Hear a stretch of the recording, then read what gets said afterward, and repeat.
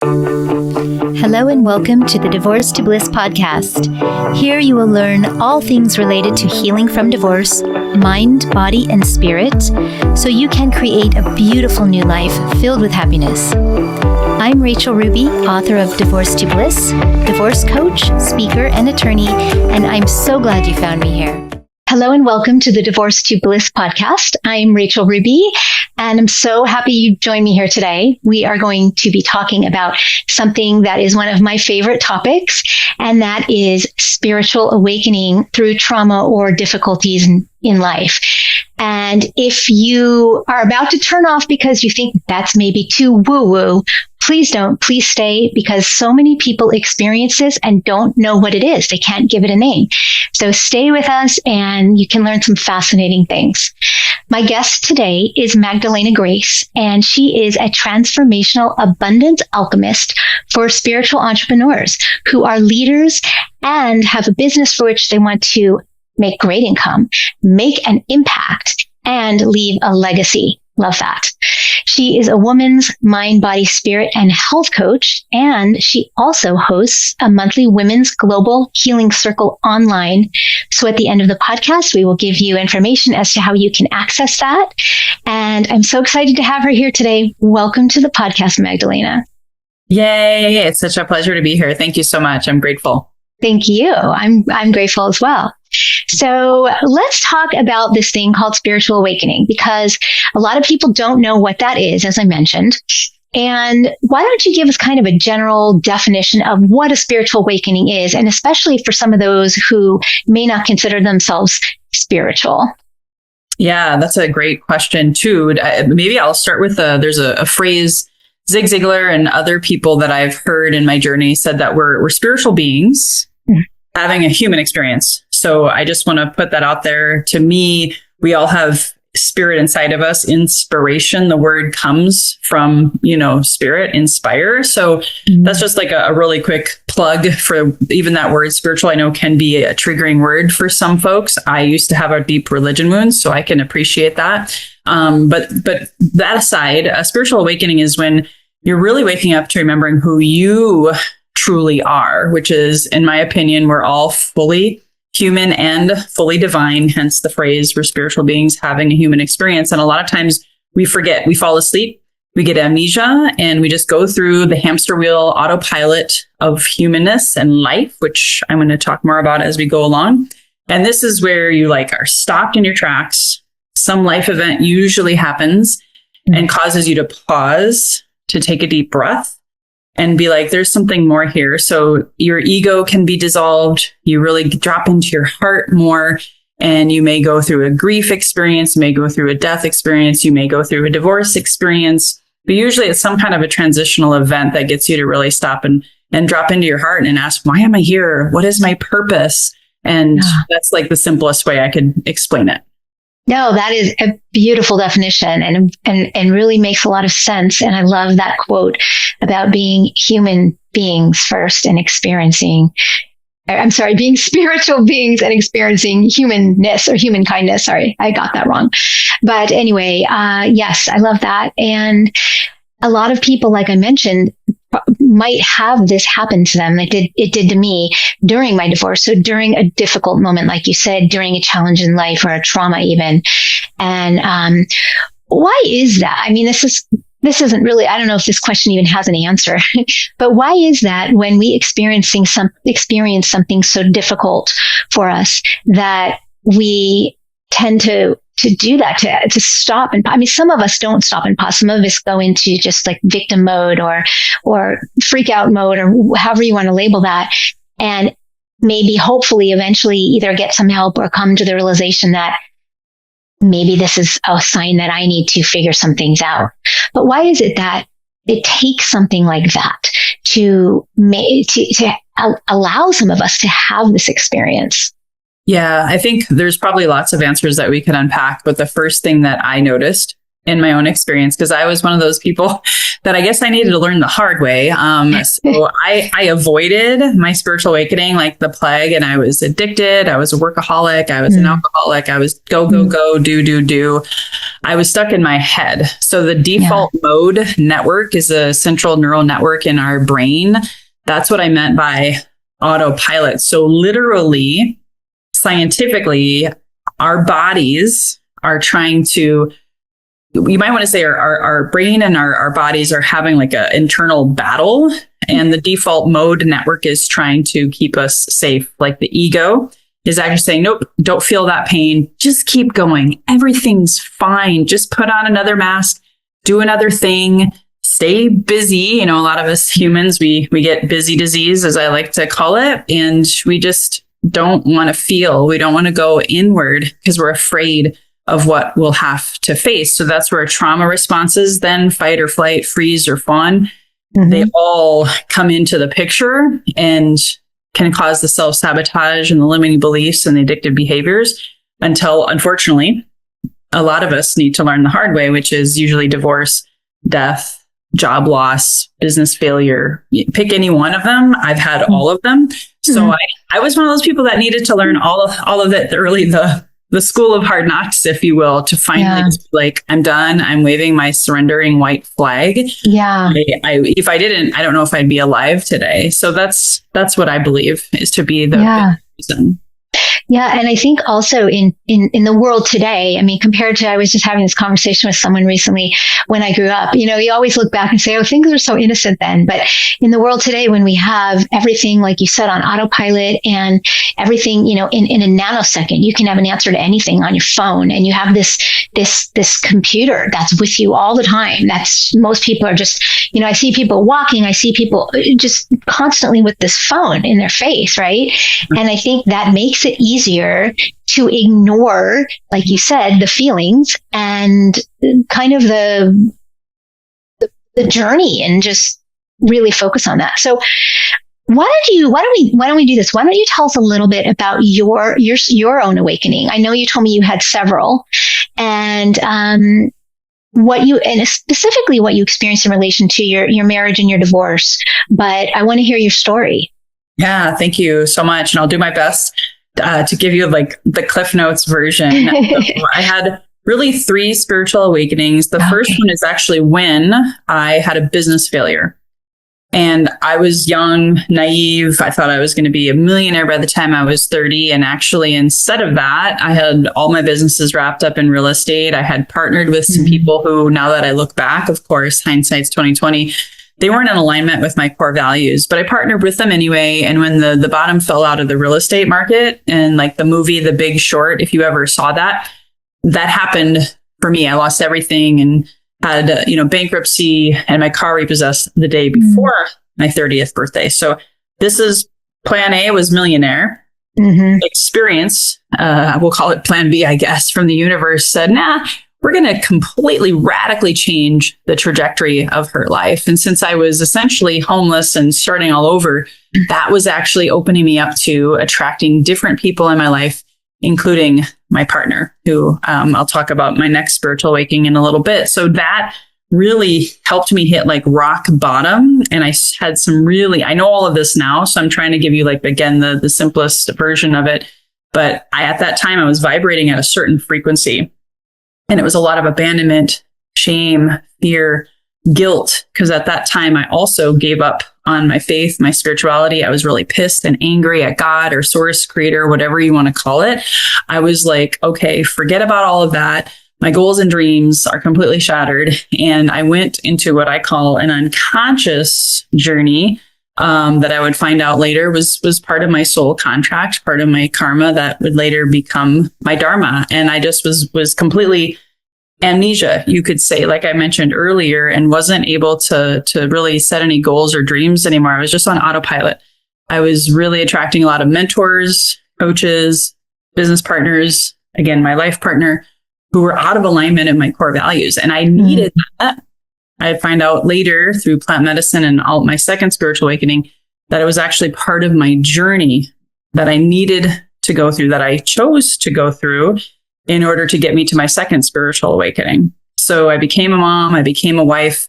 I did a bunch of different careers. I kind of bounced around a little bit. I was successful and made a lot of money. However, during that stretch of time, I also lost 12 friends to suicide. And quite admittedly, I didn't know about grief recovery. I just kept going. I just kept white knuckling it through life, living very much from an operational point of not conscious, but unconscious wounding. And by 2020, when the pandemic hit, on top of my 12 friends, my brother, my mom, and my dad all died back to back to back. And I had picked up the pieces of my life because I was also miserable in my marriage at that point. And to try to save my marriage, we moved from Minneapolis to San Diego, California, and thus began my next spiritual awakening. Because after my mom died, and then another friend died that same year, I was just like beside myself. Like I wanted to die. I was a closet alcoholic. I'd become a workaholic. I was numbing out with the smartphone. I'd get up at 5 a.m. and be on Zooms from 5:30 to like 9 p.m, avoiding any sense of my truth and my reality. And so I had a opportunity to read the book, The Surrender Experiment by Michael Singer. And I was like first pissed when I read that book because all he ever did was he said he meditated and he just lived in the flow of life and he became a multimillionaire. And I was just like, that's not how it's supposed to be done. We're supposed to work our asses off and bleed and, nearly die to be happy and successful because that's what my parents and ancestors had modeled to me and my family. And of course, I was also using that as an excuse to avoid my healing journey because I didn't understand trauma and I didn't understand grief. And then I also wanted to get a divorce at that time. So kind of coming back, that was what set me on a charted path. A spiritual teacher came into my life. He told me, hey, you're having a spiritual awakening because I didn't understand that at the time. And he said, you need to wake up and remember who you truly are as, again, a spiritual divine being also having this human experience that you signed up for. And he said to go play with plant medicine and stuff like that. So I did about 3 years of intensive introspection, ego dissolution, coming back to my spirituality, being able to do a lot of plant medicine, breath work. I got a shadow work certification, really embraced Carl Jung. And now I love talking about the shadows. I love helping my clients alchemize pain into purpose, grief into gold, and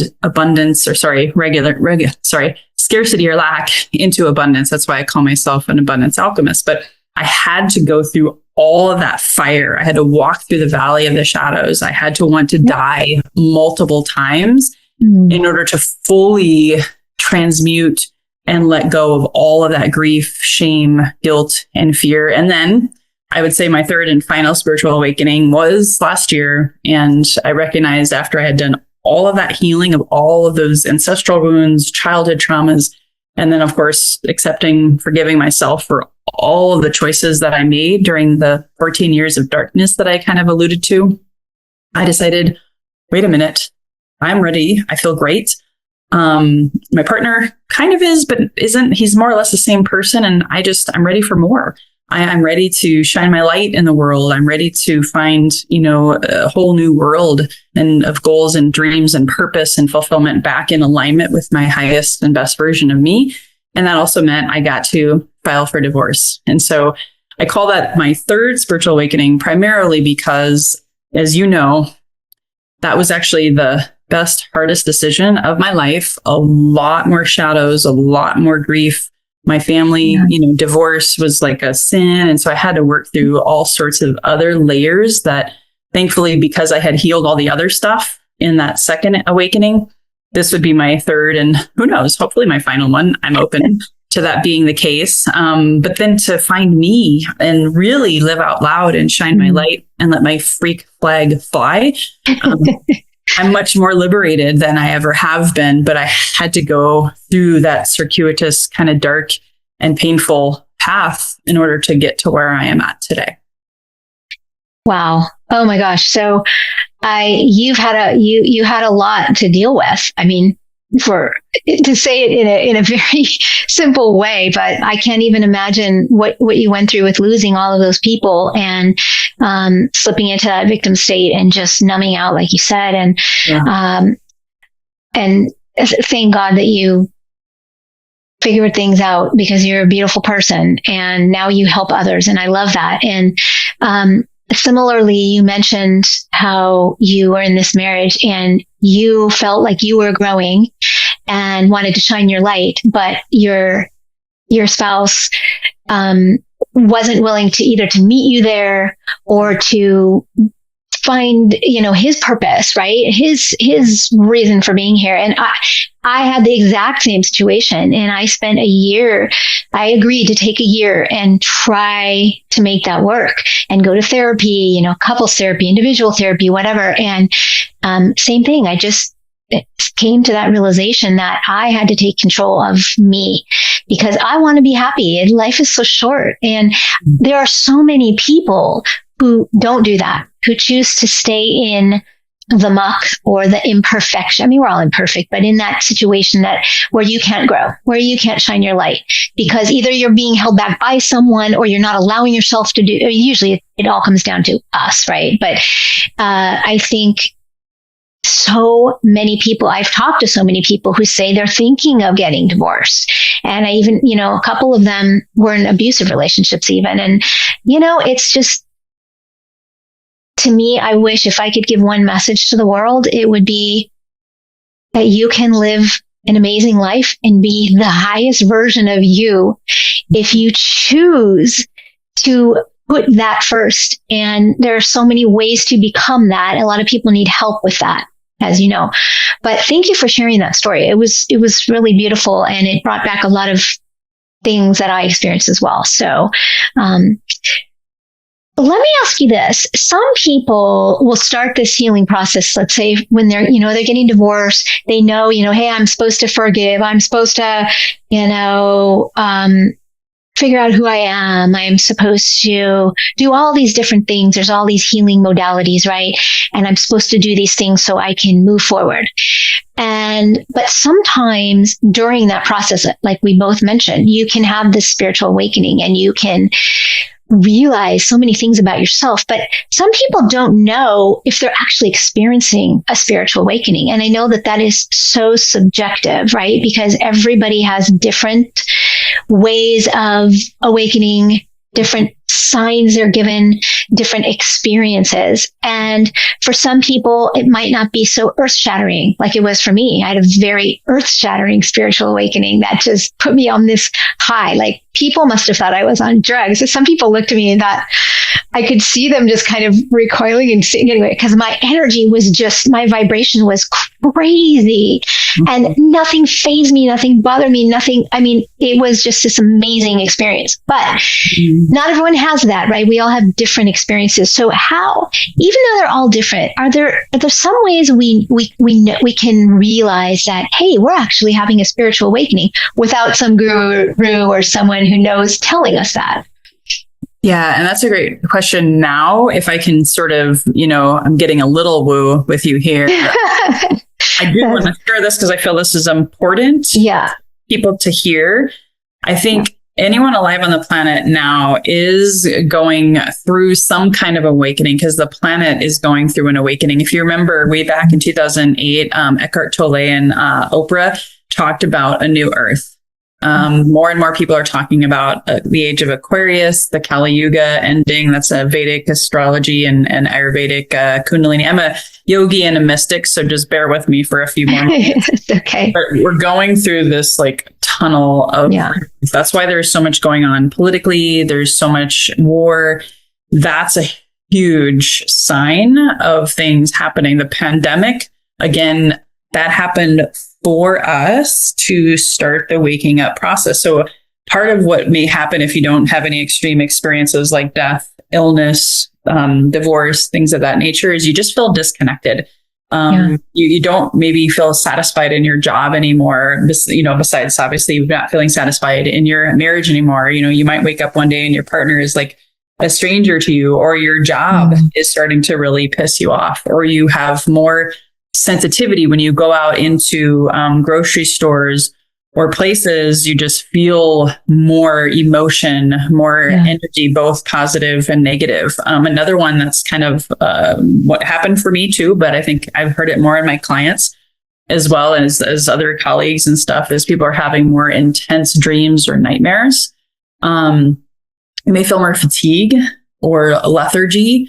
And you may have more experiences like one day you're really, really high and the next day you're like really, really low, exhausted.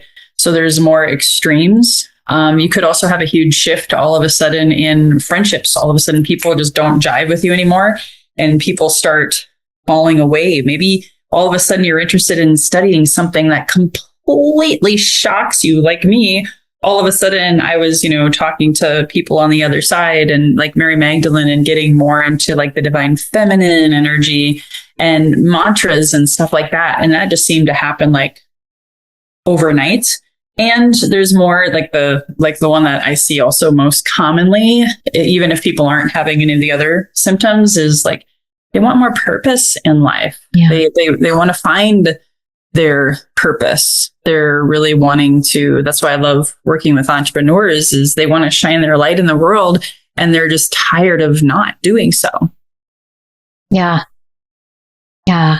So those are like the simple ones, not the, the things that we were talking about. But obviously I will just say this.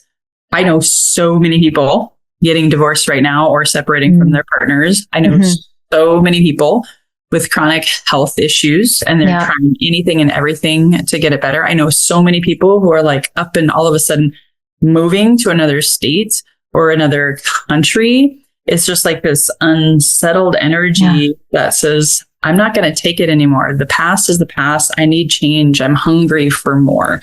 So that's also another component. Thank you. I mean, those are really, you shed some light on that. And I agree with you on all those things. I know a lot of people experiencing all those things as well. And it's like you said, it's just this feeling of unsettling, unrest. What am I supposed to do? Where am I supposed to be? Do these things I'm doing even matter? So I think also, like you said, with the pandemic, that was a huge start to all of this unraveling, internal unraveling, individual unraveling, which affects the collective, which affects everybody. So I love that we have so many people now trying to explore their options, why they're really here, what they want to do, what they need, what they want, what makes them happy. Lots of divorces. There were lots of divorces in 2021 too, right after the pandemic, which is when I got to it. Yeah. Oh, go ahead. Sorry. I was just like, oh my gosh, this is really important because this could actually save lives. So the other thing that happened for I call him my husband, my divorce partner. It's all good, all positive. I'm doing my best to stay high vibe with all of this, but he especially, but I've seen it now with many, many of my clients and myself too, but thankfully it didn't manifest as intensely, but there are some people who are getting intense spiritual psychic gifts just coming online, like all of a sudden seeing or hearing voices or talking to dead people. And, not being able to sleep at night because they're getting disturbances and stuff like that, or people hearing voices or like really loud noises, hard to deal with, or they're just having more clairvoyance, claircognizance, clairsentience. So that can really scare someone intensely to the point where they don't do the right shadow work or they don't do the right things to help them have a gentler incoming of these psychic and intuitive gifts. They could go crazy. I've seen people go crazy, including, essentially that's what I got to witness myself.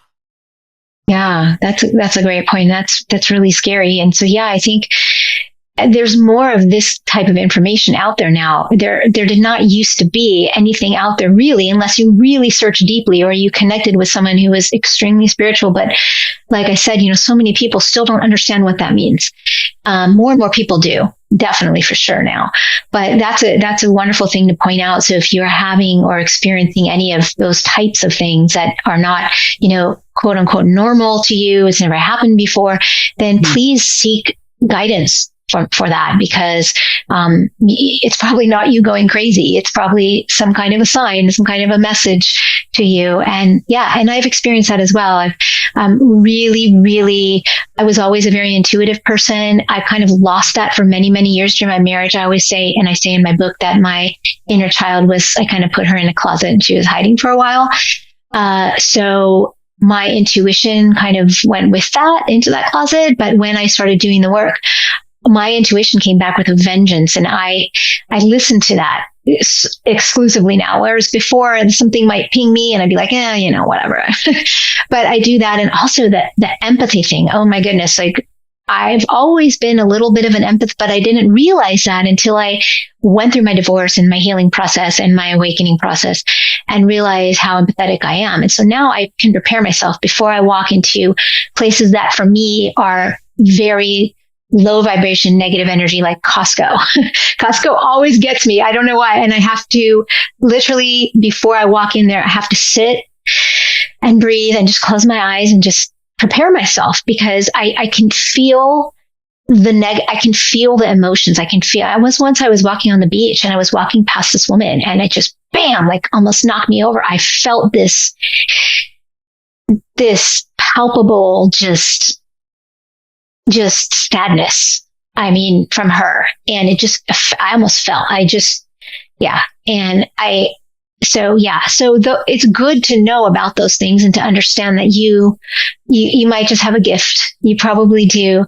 And that actually you are tuning into who you truly are, not going crazy. So thank you. 1,000%. Although I will say this, because there are a lot of healers and people out there who aren't doing the shadow work, and their gifts are more and more powerful. This is part of the age of Aquarius. Psychic gifts and healers are becoming more powerful, but if they don't do the shadow work and the excavation and all that kind of stuff, they can actually injure you. So you just got to really do your due diligence, because I've had that happen, personal experience. So just really interview and interrogate any kind of healers that you are working with right now. Get testimonials. This is just I'm a safety first, do no harm kind of gal. And because I've literally lived some pretty horrific experiences through this journey called awakening, especially doing it with a partner at the same time. Major intensity, which is also why a lot of divorces are happening, I believe personally, because awakening with your partner, it's going to go one of two ways. You're going to stay together and get really, really, really profoundly connected and grow together and grow through it, or it's going to implode and you're not supposed to stay together. I just want to say that with grace and compassion too. Especially I read the book Spiritual Divorce, and just all of the things that I've learned over the past year has been so invaluable to have, love and compassion, because, everyone's not meant to stay in your life forever, reason, season, lifetime, right? And that's a gift. Yeah. You're right, 100%. Thank you so much for the warning too about it. And it's kind of like with anything, if you need help in any way, on that kind of a level, that you don't just want to pick the guy on TV making promises and whatnot. You want to get some good referrals. I have a whole podcast on shadow work, and just to remind anyone or who people may not have seen that shadow work does involve digging deep into you and your past and your life and your acquaintances and your stories and how you got here and what your beliefs and just, what culture, religion, society, family, all of those things tell you who you're supposed to be, right? And you're supposed to get married and have a white picket fence and 2 children and the suburban and, all those things. And so it's really digging into who you are and bringing you back to the real version of you. And that can change. That changes all the time, right? I mean, we should always be working on ourselves. It's not just like you go through divorce, you go through the healing process and bam, now you're healed and you're fine. And there's always going to be something that you have to work on, right? To continue to be the highest version of you that you can be, right? 1,000%. Because I know for me, and maybe you can speak to this for your experience, but like I for sure in business partner, in life partner, I married and collaborated with all of my mother, father wounding and my brother who raised me was like an old, he was an alcoholic. So I got to see those wounds. That was my first spiritual teacher said, oh, guess what? I thought I was going to get a divorce in 2020. And my mentor quickly said, okay, you could, but here's what I know to be true. You married all of the wounds that you get to look in the mirror now and you get to heal. And if he heals with you, then maybe you'll stay together and maybe you won't. Maybe that soul contract will be done. And then you go on to the next person. I have business partners, even now after this divorce, I'll have business partners and I'll right away, because I've done the work, I'll see some of the same wounds come up that I had with my partner. And now I can alchemize them. I can not blame, shame, and, guilt the other person anymore, because I unfortunately did take that out on my partner a lot of times, but be able to go inward and right away alchemize it and know also how to set better boundaries this time and to say no and to not people please and do all those things. That was the gold I got out of this marriage. And the key is to then take it ahead with more love and compassion. And so that's the gift, with your title, Divorce to Bliss, that's what's possible, right? Yeah. Yeah. And I love that you said the wounds were your teachers. And that mindset is something that I work on with my clients too, because the stereotypical societal response to having a wound is an emotional wound or scar, or whatever you want to call it, is to, like you said, just ignore it and keep going. And once we change the mindset and realize that instead of running away from all these things, because these things make us, right? They make us who we are. Instead of ignoring them or running away, we need to face them and we need to understand why. Why do we feel this way? Why did we, let this happen? Or why was this taught to us? So it just naturally happened in our life. And when we do that, that is how we heal. And I know a lot of people in marriages where have gone through divorce, where the person that I'm working with wants to do these things, wants to really experience how I can look at these things and change my mindset toward them and not feel angry and not feel guilty or shameful and not feel bad and not feel whatever you feel, negative emotions towards something that happened. And instead say, wow, this happened to me for a reason, because I'm supposed to now take it and do something else with it. I'm supposed to realize. And so instead of saying, hey, I wasted my time in my marriage and being married to an awful person, embrace that you were married to a person that you may think is awful, but there may be an awful experience or many awful experiences, but all of those make who you are, and they're going to free you. Yeah. And I found it is your choice, because I work with a lot of women and, the ones who are still kind of, I don't want to say, how do I say this?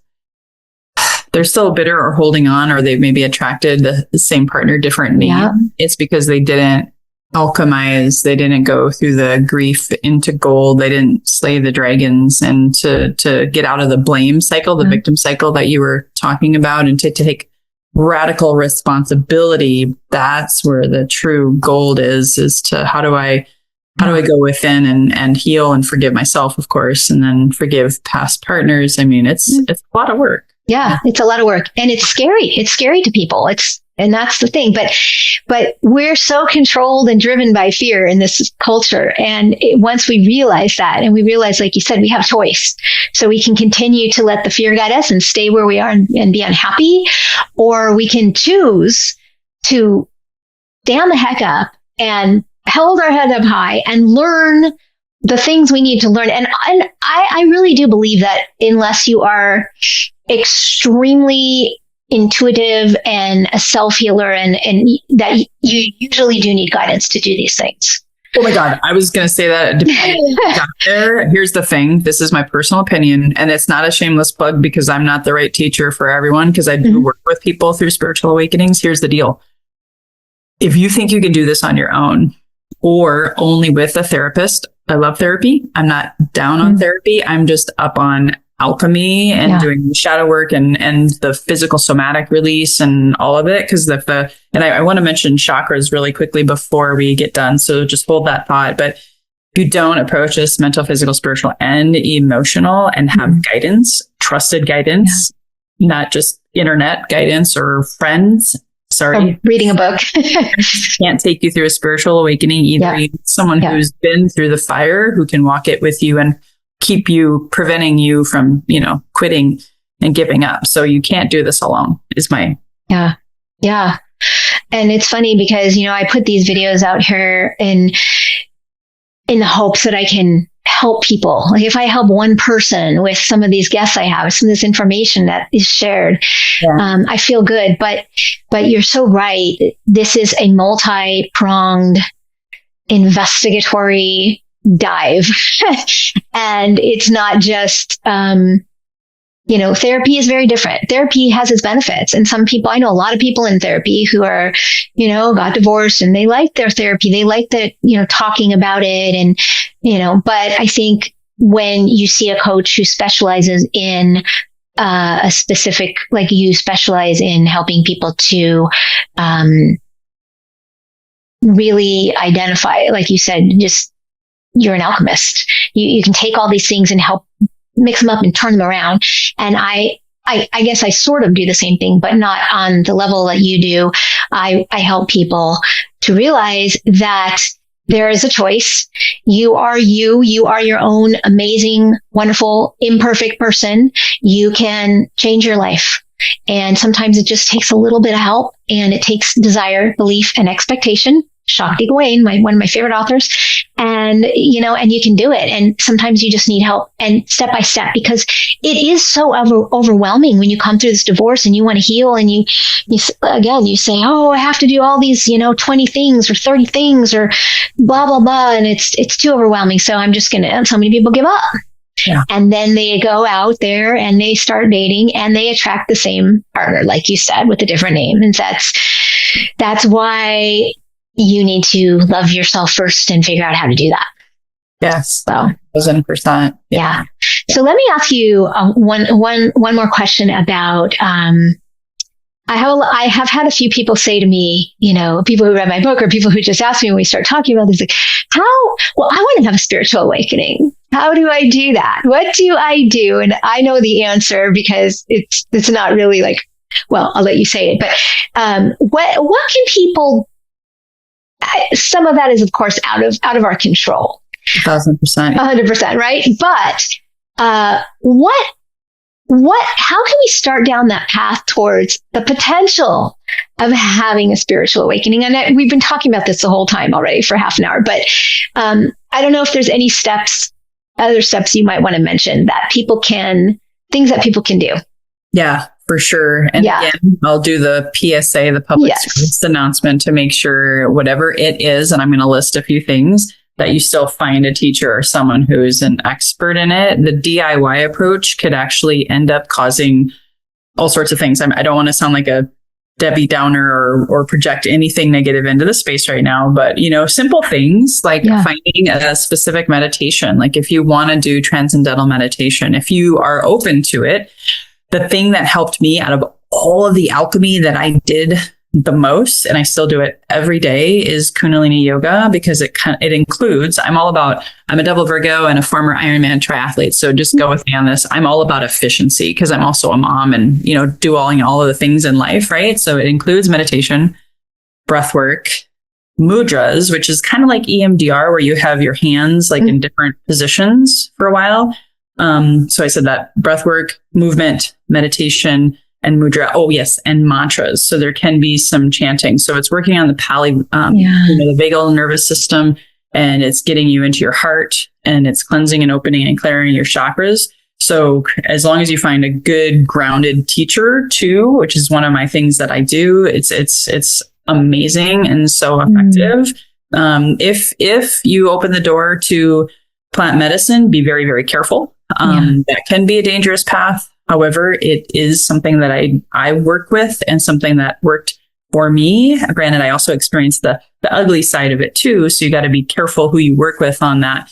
But being able to have a trusted guide or mentor that will help you. You just got to be really, really ready for also supplementing it with shadow work and possibly having, traumas that were blocked be discovered. But again, that's part of the spiritual awakening. The body keeps the score. And if the body's blocked, the chakras are blocked, you're just on the hamster wheel of life. So you got to be buckle up, buttercup, right? Just make sure you are ready for what you sign up for. But again, the easiest one, I said, the lowest hanging fruit is getting into a meditation course or program or work with a teacher. That's where I started in my first spiritual awakening. That's actually what helped me, I think, head towards my next spiritual awakening, was working with a teacher and weekend meditation retreat and being able to really start to have that healing internal process.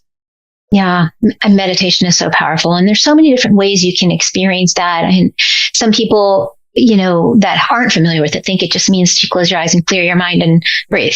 And just keep clearing your mind, keep clearing your mind. You can't ever clear your mind, right? It's so I've done podcasts on that, and you can start with guided meditation, which is, and get really into that. And I know there's some great online people. And also, since you and I live here in San Diego, in Encinitas, they just opened this wonderful place called Gold. Have you been to Gold yet? Gold meditation? Yeah. Oh my goodness. I've taken a few classes there, and I walk out of there literally feeling like everything just melted away, and I'm just jelly. And I just feel so good that I usually go at night. So I can't talk to anybody for the rest of the night. I can't listen to anything. I just have to be in my own little world because I feel so good. So there are places like that, and you can see if you can find something. But yeah, there are so many different ways that you can learn to meditate. It doesn't have to be scary, and it doesn't have to be, you don't have to feel inadequate, because I know a lot of people say they do. Oh, I did. I sat there for, 10 minutes and my mind just kept thinking of, I have to go to work and I have to do this and I have to make this phone call, and I just couldn't. So I stopped. So it's a process that you have to go through to get to a point where you feel relaxed and you can be in tune with your breath. And yeah. 1,000%. Yeah. And that reminds me, I wanted to just quickly bring that up. Yeah. Chakras.